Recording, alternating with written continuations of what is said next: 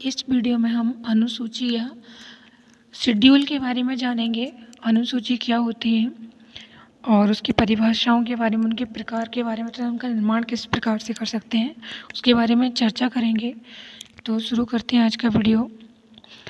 प्रश्नावली तथा अनुसूची विधियों की अधिकतम आलोचना करने के बाद भी सामाजिक अनुसंधान में यानी कि रिसर्च के क्षेत्र में इनका बहुत ज़्यादा यूज है। इनके द्वारा बहुत सारे डाटा का कलेक्शन किया जाता है। इनका प्रयोग पर्सनली अपनी पसंद से या सामाजिक मनोवृत्ति से या विश्वास मत, सामूहिक प्रवृत्तियाँ तथा आदतें या अन्य प्रकार के डाटा को एकत्र करने के लिए किया जाता है।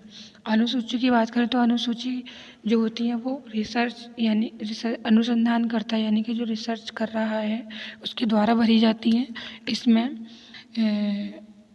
ज़रूरत पड़ने पर प्रश्नों की व्याख्या की जाती है तथा अनुसूची एक फॉर्म के रूप में होती है जिसमें प्रश्न तथा खाली सारणियाँ या खाली सूचियाँ दी होती हैं, उनको हमें भरना होता है।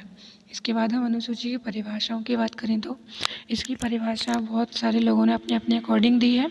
हम यहाँ कुछ मुख्य परिभाषा देखेंगे।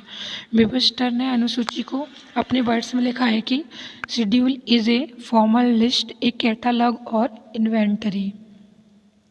गुड एंड हेड के according schedule is the name usually applied to a set of questions which are asked and filled by an interviewer in a face-to-face situation with another। हम कह सकते हैं कि अनुसूची क्या होती है, एक ऐसा सेट होती है जिन्हें इंटरव्यूअर द्वारा पूछा और भरा जाता है। यह उत्तरदाता की उपस्थिति में आमने सामने बैठने की कंडीशन में होती हैं। इसके बाद एक और विद्वान है, उनके अनुसार the schedule is a device for isolating one element at the time, thus intensifying our observation. McCormick ने भी इसे परिभाषित किया है। इन्होंने लिखा है the schedule is a nothing more than a list of questions which it seems necessary to test the hypothesis. यानी कि सूचियाँ क्या होती हैं, किस प्रकार का क्वेश्चंस की लिस्ट होती हैं और वो किसी हाइपोथेसिस की सीमाओं तक पहुंचने के लिए ज़रूरी होती है। हम कह सकते हैं कि जो अनुसूची होती है वो प्रश्नों की एक सूची है जो किसी हाइपोथेसिस के परीक्षण के लिए यूज की जाती है। फॉर एग्जांपल, यदि एक समाज वैज्ञानिक अपने अनुभव से यह विश्वास करता है कि संयुक्त परिवार में महिला की स्थिति अच्छी नहीं होती है तो वह ऐसे क्वेश्चंस का निर्माण करेगा जिसमें वास्तविक स्थिति सतह पर आ जाए। इसका एक नमूना हम देखते हैं। क्या आप प्रायः अपने घर से बाहर जाती हैं? घर से बाहर जाने का आपका उद्देश्य प्रायः क्या होता है? क्या आप प्रायः अपने मित्रों का घर पर स्वागत करती हैं? क्या आपको अपने व्यक्तिगत व्यय के लिए धन मिलता है? इन डिस्क्रिप्शन से यह क्लियर हो जाता है कि जो अनुसूची होती है या शेड्यूल मेथड होता है, इससे जो एक डाटा हमें इकट्ठा मिलता है, साक्षात्कार इसका सेंट्रल प्लेस होता है और उसकी महत्वपूर्ण भूमिका होती है। C.A. मोजर ने लिखा है अपने शब्दों में कि since it is handled by interviewer it can be Fairlie format document in which efficiency of field handling rather than attractiveness is the operative consideration in design. इसके बाद हम अनुसूची के महत्वपूर्ण पक्ष की बात करें, इम्पोर्टेंट फीचर्स ऑफ शेड्यूल की बात करें तो इसमें हम कुछ मेन पॉइंट देखेंगे। अनुसूची साक्षात्कारकर्ता द्वारा प्रस्तुत की जाती है। प्रश्न उसी के द्वारा पूछे और उसी के द्वारा नोट किए जाते हैं। प्रश्नों की एक सूची औपचारिक होती है, उसके आकर्षक होने की आवश्यकता नहीं होती। अनुसूची शैक्षिक अनुसंधान के बहुत ही सीमित क्षेत्र में उपयोग की जा सकती है। यानी कि अनुसूची का जो शैक्षिक उसको बहुत हम छोटे क्षेत्र में भी यूज कर सकते हैं और ये औपचारिक यानी कि फॉर्मल होती हैं, उनको हमें ज़्यादा सजाने बजाने की ज़रूरत नहीं है। तथा इसके बाद हम अनुसूची के उद्देश्य की बात करेंगे। P.V. यंग ने अनुसूची के कुछ उद्देश्य बताए हैं। इन्होंने कहा है कि a researcher makes the schedule a guide, a means of delimiting in the sense of his inquiry, a memory tickler, a recording device. इन्होंने कुछ पॉइंट्स को बताया है उत्तरदाताओं का परिसीमन करना। Limitation of a subject. अनुसूची सदैव पूछताछ के एक निश्चित पद से संबंधित होती हैं। इसका विषय सामान्य न होकर अलग अलग होता है। साक्षात्कारता यानी कि इंटरव्यूअर एक विषय के संबंध में क्वेश्चन करता है और उसके आंसर्स को लिख लेता है, तथा अनुसूची या शेड्यूल विषय का डिलिमिटेशन कर पूछताछ के विपक्ष को इंगित यानी कि सूचित कर देता है। इसके बाद नेक्स्ट है स्मृति पर निर्भर ना होना। No dependence on memory. Interview में क्वेश्चंस का सिलेक्शन इंटरव्यूअर पर छोड़ दिया जाता है। वह कोई भी क्वेश्चन किसी भी प्रकार से कर सकता है। इसमें कुछ इंपॉर्टेंट पॉइंट्स के छूट जाने की संभावना भी बनी रहती है। इसी कारण शेड्यूल में योजनाबद्ध रूप से प्रश्नों को लिखा जाना चाहिए या लिखा जाना जरूरी होता है। नेक्स्ट है वर्गीकरण और विश्लेषण में सहायक। Aid to classification and analysis. जब इंटरव्यूअर प्रश्नों के उत्तर प्राप्त कर लेता है तब वह उत्तरों को वर्गीकृत कर उनका विश्लेषण करता है। अनुसूचियों में अनेक सारणियों का यूज होता है क्योंकि उसमें क्वेश्चन भी बहुत से प्रकार के होते हैं। कुछ क्वेश्चंस के उत्तर हाँ या ना में दिए जाते हैं तथा कुछ के मतलब ऑब्जेक्टिव दिए होते हैं और उनमें से सही हमें चॉइस सही चूज़ करना होता है। कुछ क्वेश्चंस में हमें सोचने की यानी कि थिंकिंग की ज़रूरत होती है और उनका उत्तर कुछ छोटे वाक्यों में देना होता है। इसके अलावा हम अनुसूची के प्रकार यानी कि टाइप्स ऑफ शेड्यूल की बात करें तो ये कई प्रकार की होती हैं। पीवी यंग ने इनको कई प्रकार में डिवाइड किया है। Rating schedule.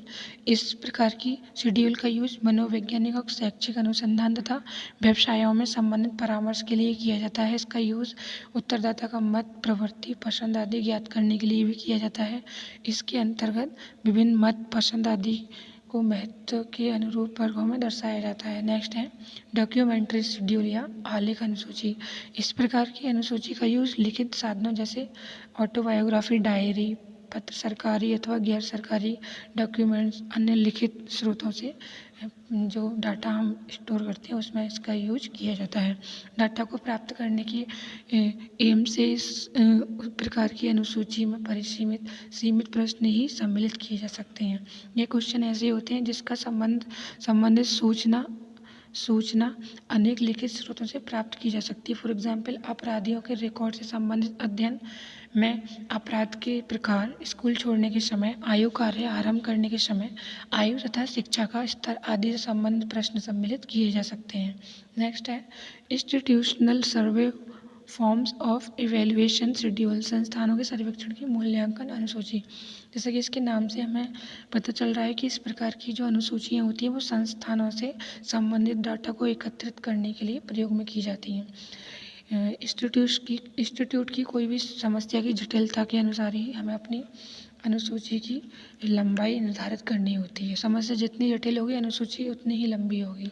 स्वास्थ्य सेवाओं के लिए अमेरिकन पब्लिक ऑर्गेनाइजेशन की समस्याओं को ज्ञात करने के लिए जो अनुसूची तैयार की गई उसकी लंबाई 38 पेज में थी। इसके बाद है नेक्स्ट है इंटरव्यू शेड्यूल। इस प्रकार की शेड्यूल का यूज़ हमें इंटरव्यू में किया जाता है। इसमें कुछ निश्चित क्वेश्चन दिए होते हैं जिनका इंटरव्यूअर उत्तरदाता से उस सीक्वेंस में पूछता है तथा उत्तर लिखता रहता है। नेक्स्ट है ऑब्जर्वेशन शेड्यूल यानी कि अवलोकन अनुसूची। इस प्रकार की शेड्यूल का यूज़ तब किया जाता है जब डाटा एकत्र करने की मुख्य विधि ऑब्जर्वेशन होती है। इस मेथड का यूज़ उन सूचनाओं को प्रमाणित रूप देना होता है जो अनुसंधानकर्ता द्वारा एकत्रित की जाती है। इसके बाद नेक्स्ट देखते हैं सही अनुसूची के लक्षण। Symptoms of a good schedules. PV young ने एक अच्छी अनुसूची के कुछ लक्षण बताए हैं। एक्यूरेट कम्युनिकेशन यानी कि सही संप्रेषण। सही संप्रेषण से तात्पर्य है कि प्रश्न की भाषा उत्तरदाता को वही संदेश दे जो कि हम रिसर्चर चाहता है, अर्थात प्रश्नों की भाषा सरल, सीधी एवं एकार्थी होनी चाहिए। संश्लेषणात्मक भाषा का यूज हमें संप्रेषण में नहीं करना चाहिए। नेक्स्ट है एक्यूरेट रिस्पॉन्स। सही उत्तर प्राप्त करना सही संदेश वाहन पर निर्भर करता है।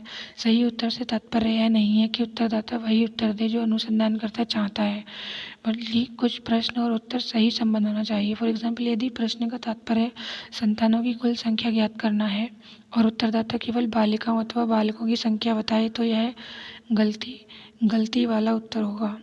इसके बाद हम अनुसूचित प्रणाली के गुण के बारे में जानेंगे। क्वालिटीज़ ऑफ शेड्यूल सिस्टम, इस मेथड द्वारा लोगों से संपर्क किया जाता है तथा रिसर्चर के उपस्थित होने के कारण अधिकांश लोग उत्तर देते हैं, जो कि प्रायः डाक द्वारा भेजी गई प्रश्नावलियों में संभव नहीं हो पाता। इसके बाद रिसर्चर्स की उपस्थिति के कारण उत्तरदाता अपने डाउट्स का निवारण कर प्रश्नों के सही उत्तर दे सकता है। किसी प्रश्न के समझ में न आने पर उसकी व्याख्या की जा सकती है। उत्तर स्पष्ट न होने पर अन्य सहायक प्रश्नों द्वारा शुद्ध एवं वांछित उत्तर प्राप्त किए जा सकते हैं। सौहार्द रैपर्ट स्थापित कर अधिक वैध परिणाम प्राप्त किए जा सकते हैं। प्रश्नावली में यह संभव नहीं है। अनुसूची शोधकर्ता द्वारा स्वयं भरी जाती है, अतः वह उत्तरों को संकेतों अथवा लेखन की संक्षिप्त विधि को अपनाकर साक्षात्कार के तारतम्य को बनाए रखता है। इसके बाद हम अनुसूची प्रणाली की सीमाओं की बात करें तो यह विधि काफ़ी महंगी होती है। इस विधि के प्रयोग में अनुसंधान का खर्च अपेक्षाकृत बहुत अधिक बढ़ जाता है। हर उत्तरदाता से संपर्क स्थापित करने में समय भी काफ़ी खर्च होता है। उत्तरदाताओं से संपर्क स्थापित करने के लिए अनेक इंटरव्यूअर की नियुक्ति भी करनी पड़ती है, अर्थात इस विधि का प्रयोग अन्य विधियों की अपेक्षा काफ़ी कॉस्टली हो जाता है। यह न्यायादर्श बड़ा हो तथा विस्तृत क्षेत्र में फैला हुआ हो तो संगठन की समस्या भी उत्पन्न हो जाती है। कार्य का निरीक्षण सुचारू रूप से नहीं हो पाता। अनुसंधानकर्ता की उपस्थिति जहाँ सहायक होती है वहाँ वह अड़चन भी पैदा कर सकती है। उत्तरदाता उससे प्रभावित हो स्वतंत्र उत्तर न देकर दबाव के अंतर्गत उत्तर देता है, जो कि पक्षपातपूर्ण होते हैं। इसके बाद हम अनुसूची की रचना यानी कि फॉर्मेशन ऑफ शेड्यूल्स की बात करें तो एक अनुसूची के दो पार्ट होते हैं, आंतरिक और बाह्य।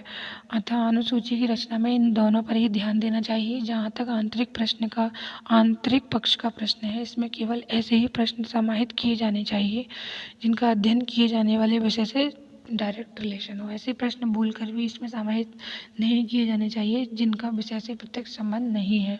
इस लक्ष्य को प्राप्त करने के लिए विषय से संबंधित साहित्य का भली प्रकार अध्ययन किया जाना चाहिए ताकि समस्या की रूपरेखा पूर्ण रूप से पारदर्शी हो जाए।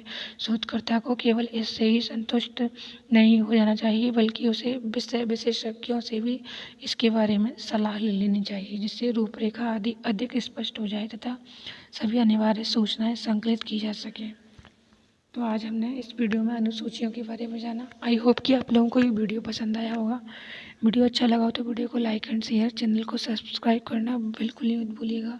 मिलते हैं नेक्स्ट वीडियो में नेक्स्ट टॉपिक के साथ। तब तक के लिए नमस्कार।